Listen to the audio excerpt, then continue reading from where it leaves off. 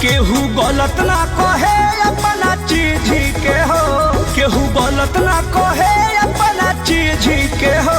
बोलो का भाव बात बड़ी नीक लागे आसमान, आसमान से अच्छा चांद। हम का कहीं तो हंसी बादू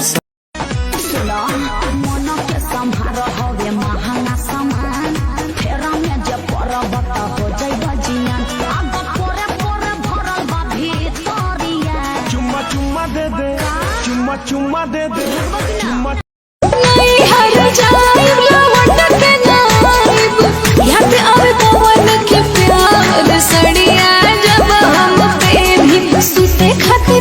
फुल बॉडी बातों हर सेक्सी सेक्सी लुक हो, ऐसे चलबू तान के सीना चल जाई बंदूक हो।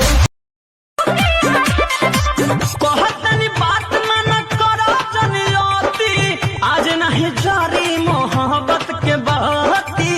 ये तोरा खाली है लौकत हट ने दुल्हा हमर खोजाए लगल चलो तो नए अब प्यार रे भैया है रंगदार हमर दे तो तोरा होठवा तोहार जैसे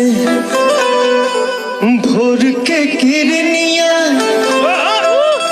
अखिया में प्यार के सम। मेरे प्यार पे शक्कर रसे कुण मेरी लावण लगी, मेरे प्यार पे शक्कर रसे कुण मेरी लावण लगी।